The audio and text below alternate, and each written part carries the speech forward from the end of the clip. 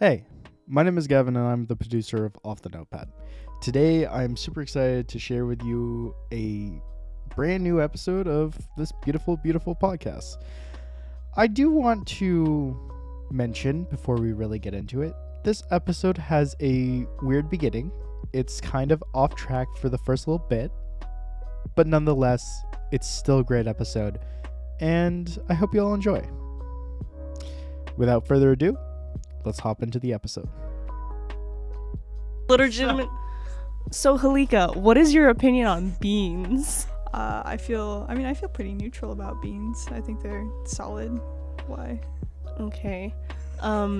Because I believe that beans taste like dirt. Oh, see, that is a very popular opinion. That's All fair. beans. All beans. I've been told that, it's the edamame tastes not like beans. I'm like, no, Oh, dirt. they are closer to peas. And then I found out that I don't like coffee because it tastes like dirt water. And then I found out that I don't really like chocolate because it tastes like dirt. Oh, beans! Oh my god! You genuinely hate beans! I really do. Yeah, I've met a lot of people in my life. Elliot. Elliot hates beans, but it's a texture thing for him. He just doesn't like the certain I textures don't like of the certain texture beans. either. But you don't like anything bean related. Oh yeah, That's beans insane. are gross. What about vanilla bean? Oh, this is a good point. That's pretty valid.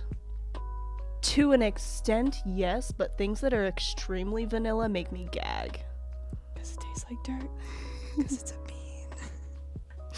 That's amazing. That's so interesting. But like vanilla extract is, I don't want to say extremely dilute. The way that I know how to make it is you take a vanilla bean and you put it in a bottle of vodka for like months. Right. And then... And like that's not really a vanilla bean anymore. no. Vanilla beans are also like very far removed from beanhood too. Yeah. Because they're closer to like plants. Yeah. Not Have that- you ever chewed on a vanilla bean, Gavin? You've never done it? Can't say that I have. Not even once? Nope. Then your argument is invalid. You just lost the vanilla bean argument. Rest in peace. I wasn't expecting to win the vanilla bean argument. That's fair. You went in. Your expectations were met. In a sense, you did win. Conclusion, beans are bad, and this is going to be in the poll at the end of our episode. Yeah, do you hate beans? Let us know. Do beans taste like dirt? Yeah. Are you as dedicated to your bean hatred as Victoria is? If so, you could potentially be our third host. I don't remember. I remember saying something tasted like mud, though. I think I said some type of bean tastes like mud. Refried beans, maybe? That would make sense. Yeah. It is very muddy. Yeah. No, that's interesting. Yeah, you are probably the most dedicated person I've heard to hate beans and all bean goods. They taste like dirt. And they look like it, too. Oh, just really coming after these beans today. Yeah, Alright. the boys at 3 a.m. looking for beans! Oh, I love that meme so much. It's so dumb, and I know that was the point, but oh my god. For the record, I do drink coffee, though. I just drown it in cream and sugar. That's what I do too. I don't want to taste the coffee. I just want to feel the coffee. It's the life of a writer. Okay, so today I have a protagonist for you. Do you really? I do. Okay, hit me with this protagonist. I'm so excited. I feel like hitting you with it might hurt, though. Is it a rock? Is there... Victoria, is our protagonist a rock? The Rock? No. You know, that's my fourth cousin, The Rock, Dwayne The Rock Johnson. No joke. Through marriage somehow. That wasn't the topic of today's episode. Who's our protagonist? So, our protagonist is a recently orphaned teenager.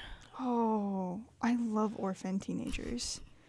How long has this teenager been orphaned? Like a day? 2 days? Somewhere around there. Recently orphaned. Okay. Okay. God, recently orphaned teenagers are always so edgy. I mean, I can't imagine losing their parents really helps with the edginess, but oh, Actually, this plays pretty well into the prompt I have. The Okay. prompt at the top. The protagonist has been wrongly imprisoned and either must escape their cell or prove their innocence before they are executed for their crime. Was our protagonist in prison for murdering his parents? Yeah, I think so. Oh I was about to say this is very close to Jolene. Oh, oop, oop, oop. Was that a JoJo reference? Halika would never. I've never seen a JoJo in my life. That's such a lie. Oh my god. Anyways, that aside. So our teenage protagonist is on death row. Is that possible? You would have to commit some pretty major crimes. So it's not just like the loss of the parents. It's got to be Part of a crime syndicate. part of a crime, like confused for like a crime syndicate, or a maybe the parents were murdered by like a serial killer that's been racking up bodies. 'Cause then you'd get, Oh yeah. yeah. Serial killer will do it. But see, no matter what the case is, like with this crime, the hardest part about it is where is the story going to go? Because they can't escape their cell and then just live life on the run. And I Yeah. think that'd be okay. But then the second part of the prompt is trying to prove their innocence. How do you do that from inside a cell? I would love this kid to be like in front of a jury, like screaming at them, like, if I was a serial killer, why would I kill my parents? You always go after the person you don't know. It's true. Although, you know, some serial killers are weird. They're Yeah. like, oh, I want to hurt my sister-in-law. Why? What for? To our serial killer audience out there, can you just actually If don't you're respond? For legal purposes, anything Halika or Victoria say during this first segment should not be taken as advice for murder. Again, this is not advice for murder. If you're looking to murder, do it to someone you don't know in a city you've never been before, and don't leave a paper trail. All right, don't leave it. Don't do a fun little thing. Serial killers do fun little things, and that's what gets them caught. It's not fun for anyone involved. Victoria and Halika do answer their question in this next little segment, but to reiterate, none of what they say in this first segment should be taken as advice on how to commit murder. Thank you all for listening to Off the Notepad. Also, maybe do it in California, because then you'll never get off death row. You'll just die in prison. Sure, shit is weird in California. California's weird. Are these things we should be saying on the air? I have no clue. We've said a lot of things we probably aren't supposed to on the air. Don't actually take this advice into account. Because you know who did? Our protagonist. And now he's wrongfully imprisoned. That's right. Question mark. Question mark?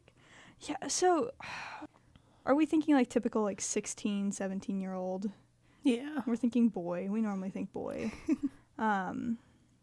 We're thinking we're going with the serial killer route. Sure. Okay. So he's been confused for a major serial killer You know what? I want him to know the serial killer. person. I kind of want it to be his best friend. Oh my god, yes. Like because you know what? It's always the because there's that bromance that I just love where it's like the high school best friend who's like always been there, grew up just a house apart. It's like it fits the exact description. It's just like a little bit off. It's so good. And I love the idea of the best friend like coming to visit him in jail. Like, oh my god, I heard what happened. It's so crazy you were confused for that serial killer. I want the best friend to like have done it on purpose though. Like the police were getting too close to him, so he's like, sorry, best friend. Like this just isn't gonna. Even if it's like, I almost want it to be an accident though, because that's so much more funny. Where like the best friend was ready to just sort of confess, but then the police were like, no, it's this guy, and the best friend's like, this wasn't ideal, but this works for me. Oh no. Almost like, because you know what, that gives the best friend like a little bit of a god complex. It's like, look, the world was on my side. Oh no. Sure, you were, wrecked in the process, but just think about it. Like, the world wants me to kill. It's like, I want those exact words to come out when he's visiting his best friend. Not the first time. Maybe No, like the like- third or fourth time. oh yeah. Because I love the idea that the protagonist like realizes pretty quickly, like, oh my god, it was my best friend. Because then it's just the best friend toying with him. I I think that could be so interesting. Can you, like, I don't know how prisons work. Can you refuse to visit someone when they come to see you? You can in JoJo. It just doesn't work. I don't know how prisons work.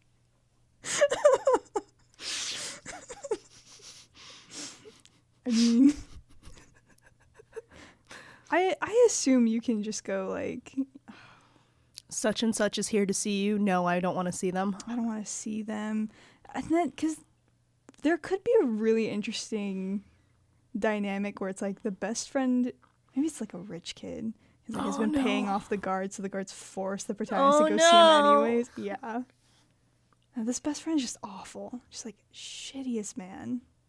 Does our protagonist have any other family who's looking out for them? And does our protagonist have a lawyer? Ooh. I want him to have a lawyer because I love lawyer characters. I think they're so much fun. He's got a lawyer. Because I imagine, like, as soon as the kid finds out that it's his best friend who is the serial killer, like, he's going to tell somebody, right? He's got to tell somebody. But he doesn't have proof. So that's, like, where the stakes set in. So maybe our secondary protagonist is the lawyer, who I imagine to be, like, a very, either the best lawyer you've ever met, or I had one case that didn't go so well, and I'm all your remaining family could afford. Oh, no. Because I love the idea of, like, a rookie lawyer doing her best to, like, get proof to help her first or second client. Because that sets up an interesting, I don't know, set of stakes. Fresh out of college. Oh, my God. Fresh out of law school. Yeah, that'd be wild. Okay, so we have the lawyer. She's on her way to, like, look for evidence. So she's chasing, like, the best friend, trying to figure out where the best friend, you know, can slip up because she believes her client. Or maybe she doesn't. She's just doing it on a whim. Does the best friend ever slip up? See, my first thought was, does the best friend kill the lawyer? Oh, I think for, like, the climax of the book, the best friend does. Oh, no. Or it's like she just got a little too close. I was also thinking, like, if this lawyer suspects best friend but wants to investigate him secretly, then they start to, like, become friends, you know? Yeah. Because, like, they're around the same age. What are you when you get out of law school? Mid-20s? Yeah. And then this kid, I assume, is 17-ish, so not super close, but close enough you could have a connection there. Close enough, and also you could play it so that, like, her first client was of a similar age. Just a lot of teenage boys, just like, or maybe she has a younger sibling or whatever. Yeah, but just, you never want to assume that a teenager is a serial killer. Like, it feels rough in that field. But I want the best friend to get close to her too. Oh, like, yeah. I want the best friend to start caring about this lawyer, and then it gets to a point where he's like, fuck, I have to kill her. Right. But then enjoy doing it. Oh, yeah. Yeah. Because you know what? It's very much like a momentary adoration he has for her. Like, it's very much, you were nice. You reminded me of a family member, or maybe I even had a little crush on you. But in the end, killing is what I like best. Not people. It's like, ooh, that would be sexy. That would be, quite an interesting arc. But yeah, so then I wonder, like, does this story, so we lose the lawyer at some point in the story, then the protagonist gets real hopeless because prison is shit, life is shit, and he just lost, because if he has family, I think they're probably very standoffish because it's like, we're kind of certain that you killed your parents. I was curious about his family because I want to know where the family money goes, because I this is kind of an assumption, but I'm like, if best friend has money and can pull strings, then I imagine our protagonist's family also has money. Right, because same neighborhood. But does the kid get any of that money? I don't think he does. Especially since, like, he's in prison now. What the heck is he going to do with it? Yeah. And honestly, I think that could also be another subplot where it's like his family being a bunch of, like, kind of rich people snobs. They don't want to fund this kid because they think he killed his parents. But they're also like, we're going to just redirect this money into our own pockets. Sure. Because in the end, who deserves it more? This kid who probably killed his parents or me? So it's like, then that becomes a problem. That's probably why they, like, skimped out on the lawyer. They just wanted a cheap one. Yeah. But then his next lawyer ends up being like one of those, oh, you have the right to a lawyer, so we're going to give you one. But this person also has like 10 other cases that they're doing at once. Right, so they're busy. And I think that second lawyer is going to focus more on how can I lessen your sentence, not how can I prove you're innocent. Oh, yeah. 100%. And that's, oof. I want a scene where this new lawyer's like, okay, just tell them, just plead guilty, and then I can get you off of death row. Yeah, and the protagonist's like, oh, but I'm not guilty. And the lawyer's like, they all say that. Or lawyer says, I don't care. Yeah, I don't care. Like, I don't have time for this. I have a meeting in 10 minutes. Like, write out your statement, have the guards call me when you're done. Oh, no. Like, so this lawyer's not even going to stick around. But then where... I think that's the point where protagonist breaks out. You think so? Yeah. So then it becomes a breakout story. Okay. Yeah. Oh. Because, like, there's no hope at that point. No, and I assume that over the course of the story, the protagonist has made some, like, connections in prison. He's gotten a little too used to it. Please join a crime syndicate as soon as you escape prison. Oh, my God. Or start a crime syndicate? Yes. Ooh. And use it to, like, try and pin down best friend. Honestly, I think what could probably happen and function as a kind of terrible / pretty wild ending is where protagonist breaks out, hunts down best friend, and then they have like a really gruesome bloody match, and then after that protagonist gets a taste for blood.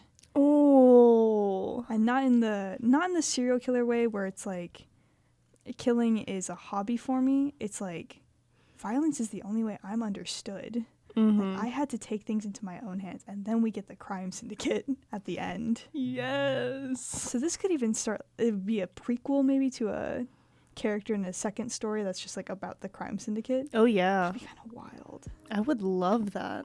Mm-hmm. Beep. I don't know, is that where we cut break? I feel like that was... Yeah. Yeah, okay. That's good. Yeah, we'll catch you after the break. Bye. For now. I hope you all have enjoyed this episode as much as I have. I am actually going to be using this intermission a little bit differently than I usually use it. I usually give you a little sneak peek at the next segment, give a little synopsis, but today I'm actually going to use this intermission to remind you, please share off the Notepad. It is the best way that you can support this podcast and really get the ball rolling. And yeah, just please share the podcast. Also, a little reminder, we actually have a poll and we have a question for all of you to answer in today's episode. That is all for me. I will see you all in the next episode, and I hope you all enjoy this next segment. Bye. Okay, so I'm gonna rant a little. I recognize I'm gonna have to edit a bit, but like, I really love that interpretation that, like, you know, when Lucifer kind of like comes down. It's like, Yeah, I speak only the truth. That's true. I do like that. I really Yeah. like that interpretation in like kind of like a lot of like modern media, that the devil doesn't lie. Yeah, you know, I do like that as well. It's a good take. It's such an interesting aspect to it, and like, you know, with that little bit of dialogue right there, it's like it sounds like Lucifer is just like trying to free humanity from like God's chains or whatever, because it's just such an interesting aspect. Okay, Yeah. but does not lying mean you're telling the truth? Not necessarily, but it's interesting to think that the one person who is never going to lie to you is the Prince of Lies. Like that in itself is it's a fascinating concept. Yeah, like it's just one of those things that I mean, so we ended up watching like that final season of Lucifer. But it's like just meeting the character, they're always like, nope, I don't lie. I like I'll admit the truth, or like I'll try to avoid it, but I will never say like a lie. Yeah. Which is interesting. Very. Devil characters in general are fascinating. Yeah. I just love the idea of always, like, quote unquote, telling the truth. Have you read Aragon? No, I have not, but I know of Aragon. So there's like the different races, right? And the way that you use magic is by speaking the ancient language. And the ancient language has power over these things because you cannot lie in that language. Anything that you say will be truth. That's why it works with magic, you know, like make fire appear, so fire will appear. Right. And the way that like the Dumbledore of the series explained this to the main character was by speaking to a bird in a tree and saying, "Hey bird, I am a friend, I come in peace." And then the bird comes and flies onto his hand. Right, because you're a friend. Because you can't lie. Right, interesting. And then there's a whole species, elves, just they speak in the ancient language. Like that is their language. They don't speak English.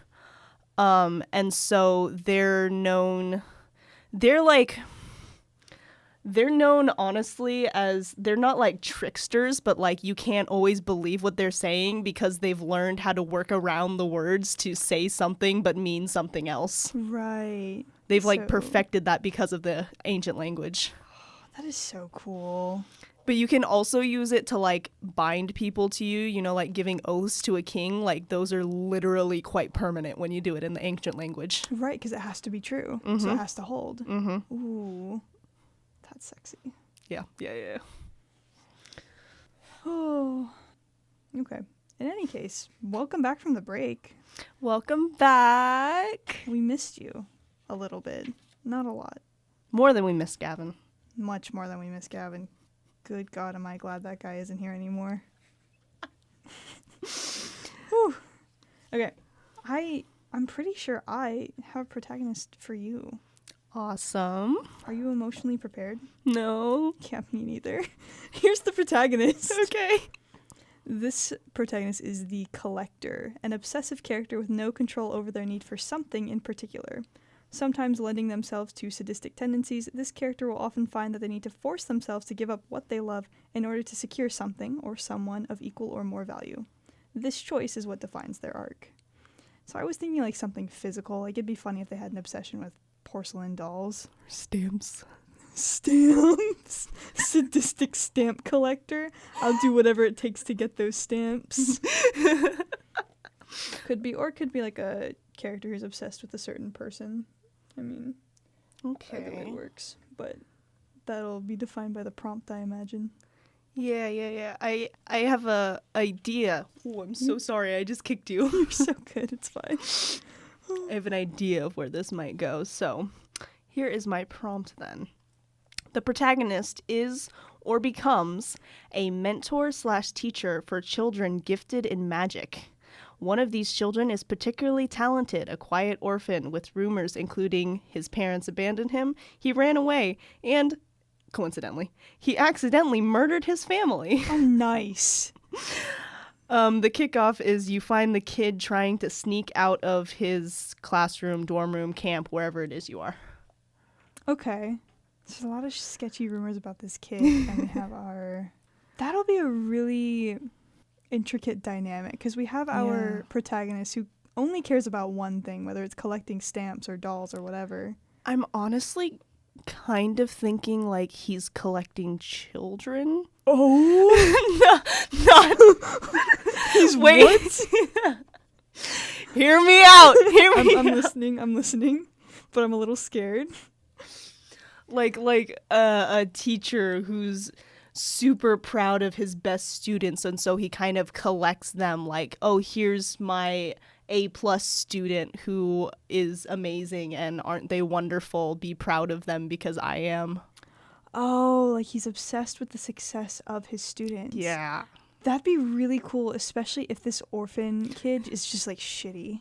Like he's so bad. He's the bottom of the class. Everything in his life has gone wrong. Mm-hmm. So the teacher's not going to pay attention to him. Yeah. Oh, okay. Not collecting children in a bad way. Not like human trafficking. No. Okay, so we have our teacher who catches our student sneaking out of bedroom. I'm imagining like it's sneaking out of the dormitory at night to probably go do some terrible things in the woods. So we're thinking where it always is. We're thinking this is like a school where all the magical children are in dorms then. Yeah, like a magical kid boarding school. Okay. Or something similar. Okay. Because I mean, it's not like this kid has anywhere else to go. Apparently, Right. he may have killed his whole family, which I hope he did. Like, good for him. Accidentally or on purpose? I'm okay with either. Okay, so what does this teacher do? Because you see that your bottom of the class student, who you pretty much ignore all the time, is sneaking out of the dorms and heading towards the woods. What is your move? Maybe this kid is like a mar on the class's good reputation because this teacher loves prodigy kids and being able to say my class is perfect, and then this kid's just not. Yeah. Oh, he's definitely tried to like get this kid in other classes. How obsessive is this protagonist? Are they gonna like try and hurt the child? Oh, Like, this child goes out into the forest where no one can follow them and no one can hear their screams. right. You know, honestly, I think the thought has to cross the teacher's mind. Yeah. Or it's like, I mean, who would even know? Can he please say that to the child, though? Like, no thoughts. Say it to the child. Oh, absolutely. Absolutely. And you know what? I don't think this is anything the child hasn't heard before. Oh, no. I think that's the best part. The best part is that the child isn't scared. The child just knows. Mm-hmm. Do you think the kid is actually, like, not talented or just they have no control? I think they don't have control. Okay. I think they don't have control and they're scared of the fact that they don't have control. So Yeah. they aren't able to perform well at all. And it's Yeah. almost to the point where everyone thinks that they don't have magic because they just won't. They're scared of letting it loose. That's Oh, why yeah. they let it loose in the woods. Yeah. Because I imagine if this kid doesn't have control, then they can very well protect themselves from teacher who's about to murder them, just might also accidentally murder the teacher. Right. So then I wonder, I mean, does the child even... Because I think you're totally right. Like, this child can very much protect themselves from this teacher. But do they try? Like, what do they have to live for? They've lost their family. Everyone thinks that they killed their family, whether purposefully or on accident. Which, given that this child can't control their magic, it sounds like it was on accident. Mm-hmm. Like, I kind of almost want a scene where the teacher is just sort of detailing, like, all of this kid's failures. Oh, yes. And just saying, no, like, ending it with no one will miss you. And the kid's just like, yeah, you're right. Yeah. Because it's just like those scenes where a character will just like point the wand or whatever weapon at their throat, like redirecting it, are so powerful, especially if this is like the beginning of a story. This is the first scene, This guys. is the first scene, first or second. Like, this is, oof. So opening, we're here. Does the teacher kill the child? I feel like they can't. Yeah.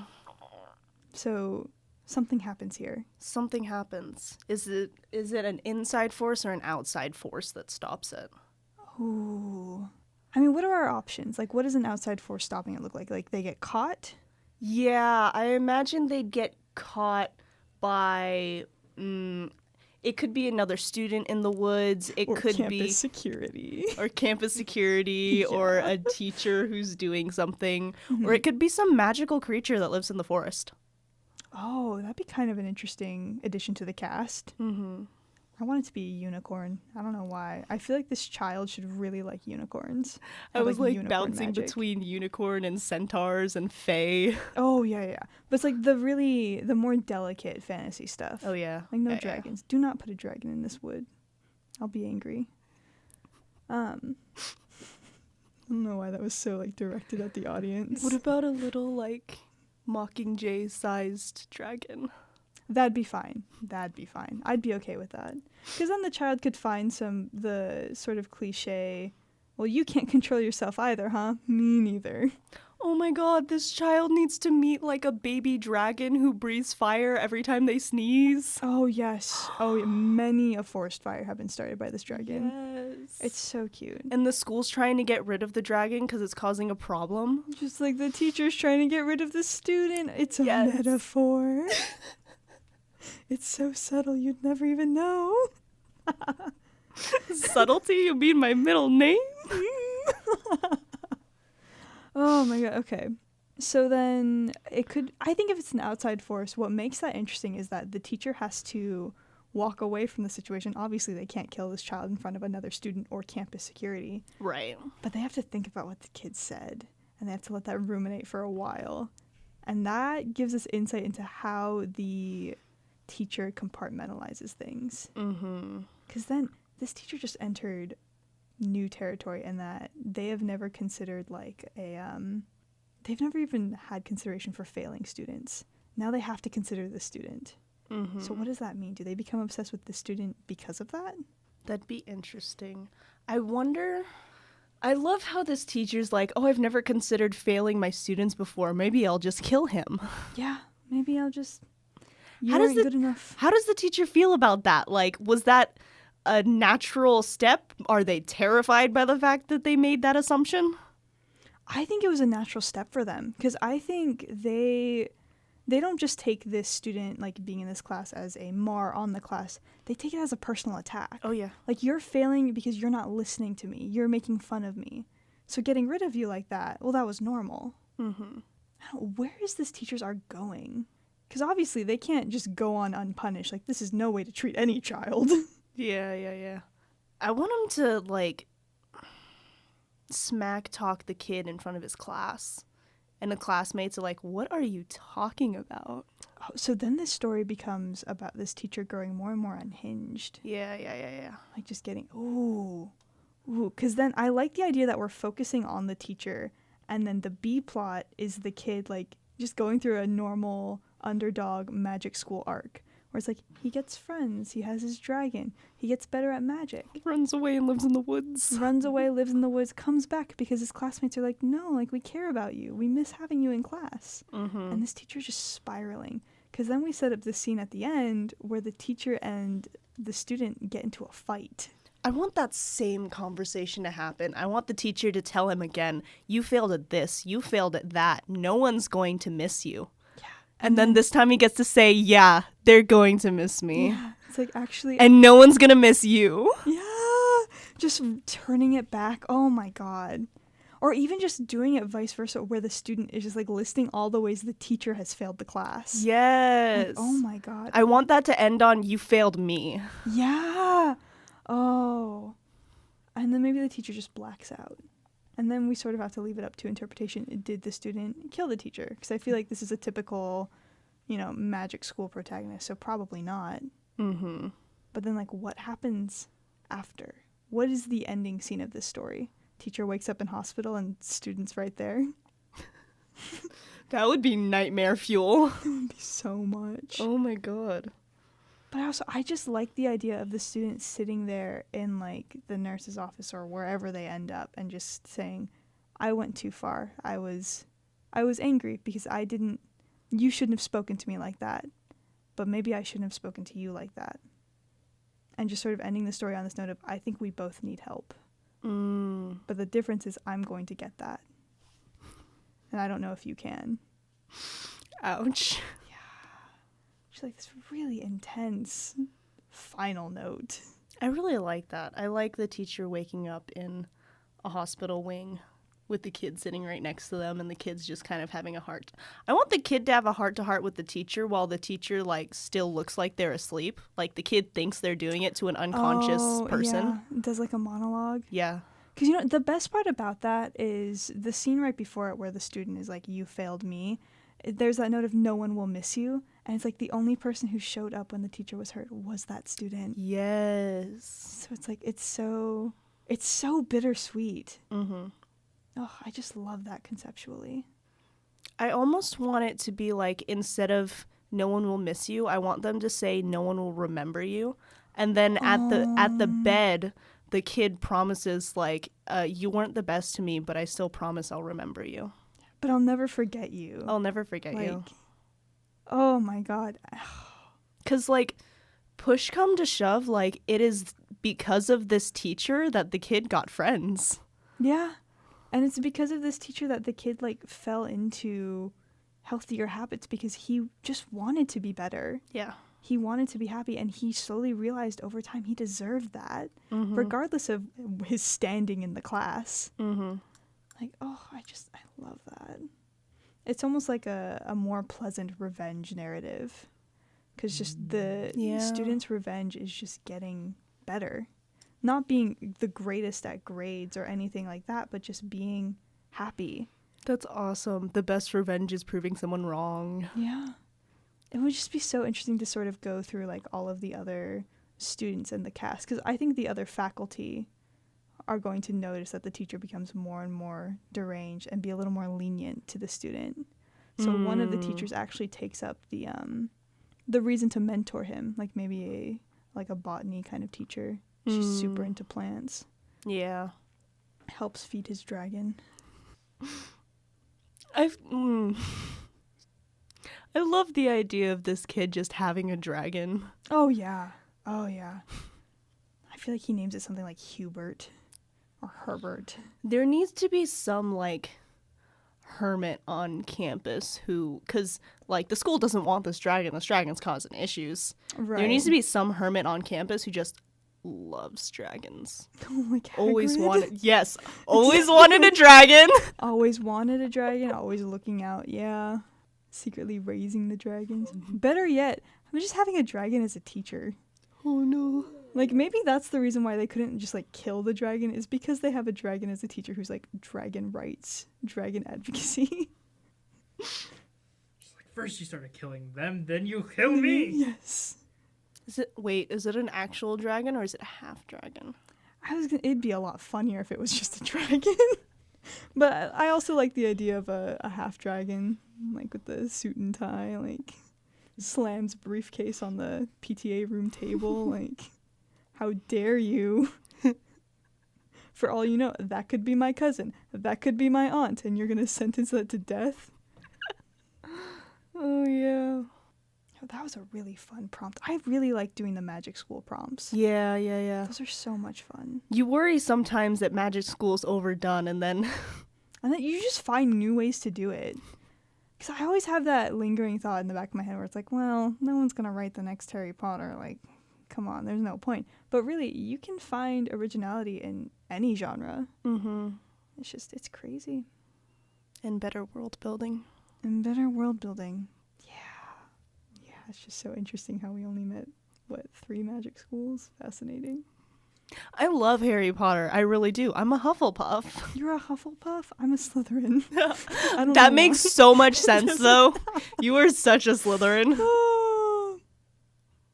Tell us what you guys are in the comments. Yeah, under in this the YouTube poll. video. In the poll, Yeah. what Hogwarts house are you? Yeah. And like, I don't know.